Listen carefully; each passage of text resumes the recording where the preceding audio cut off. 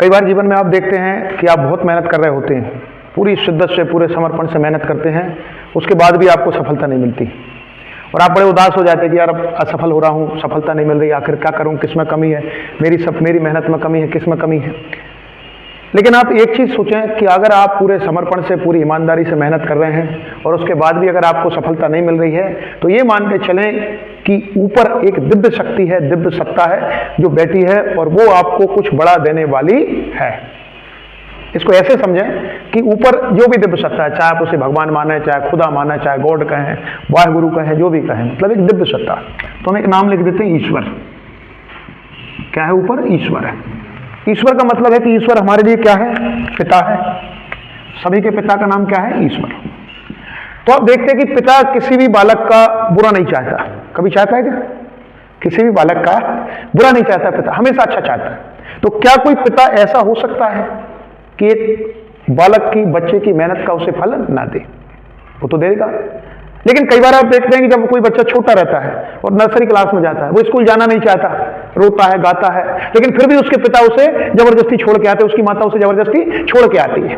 बच्चे को तकलीफ होती है, रोता है, लेकिन फिर भी पिता उसे स्कूल भेजते हैं। क्यों भेजते हैं? क्योंकि उसकी तकलीफ में ही उसका भला छुपा है। समझ रहे हैं? तो ऐसे ही जब आप मेहनत कर रहे हैं, बहुत कष्ट सह रहे हैं, दिन रात पढ़ाई कर रहे हैं, फिर भी आपको सफलता नहीं मिल रही है, तो आप ये मान के चलें कि ऊपर जो हमारा परम पिता बैठा है सबका, ईश्वर, वो हमें और मेहनत करा रहा है। वो इसलिए करा रहा है कि हमारी इस मेहनत में कुछ बड़ा छुपा है, हमें कुछ बड़ा मिलने वाला है।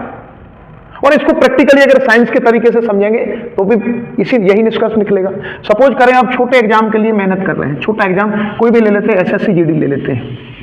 एसएससी जीडी का एग्जाम निकालने के लिए आपको लगभग 1 साल पढ़ाई करनी होती है। 1 साल आप पढ़ाई करें, 1 साल आपने पढ़ाई कर ली, दिन रात पढ़ाई की, लेकिन एसएससी जीडी नहीं निकाल पाए, या आप मेरिट से आउट हो गए, जो भी है।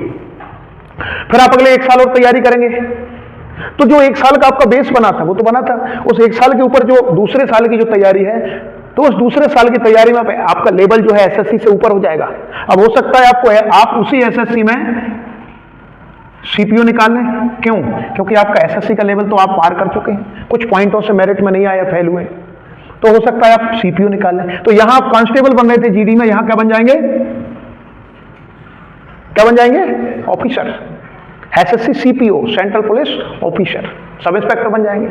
हो सकता है दूसरी साल भी सफलता ना मिले और आप ये सोचकर मेहनत करते रहें, ये सोचकर मेहनत करते रहें, भैया ऊपर एक दिव्य सत्ता बैठी, वो मेरा परम पिता परमेश्वर है, पिता है, और वो मेरा कभी गलत नहीं चाहता, इसलिए मैं लगातार तैयारी करूं। और आप 1 साल और तैयारी करें, दूसरी साल भी आपको सफलता नहीं मिले, तो आपकी तैयारी कितने साल हो गई?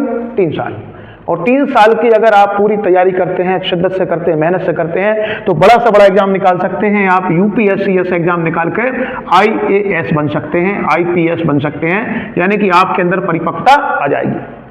तो जब भी आप मेहनत कर रहे हैं लगातार समर्पण से, आपको सफलता नहीं मिल रही है, उदास ना हो, उदास होने की जरूरत नहीं है, बल्कि ये सोचें कि शायद मुझे जीवन में कुछ और बड़ा मिलने वाला है। क्या मिलने वाला है? कुछ और बड़ा मिलने वाला है।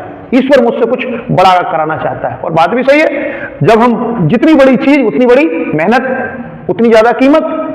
आप सामान्य से शर्ट खरीदेंगे 200 रुपए में मिल जाएगा, पीटर इंग्लैंड का खरीदेंगे 2000 में मिलेगा, मिलेगा नहीं? तो यहाँ कांस्टेबल बनने के लिए 1 साल की मेहनत, सीपीओ के लिए 2 साल की मेहनत, यूपीएससी में आईएएस बनने के लिए 1 साल 3 साल की मेहनत। तो सकारात्मक सोचें, हमेशा सकारात्मकता में सोचेंगे तो आप जीवन में हमेशा सुखी रहेंगे और एक दिन अपने लक्ष्य की जरूर प्राप्ति कर लेंगे। ठीक।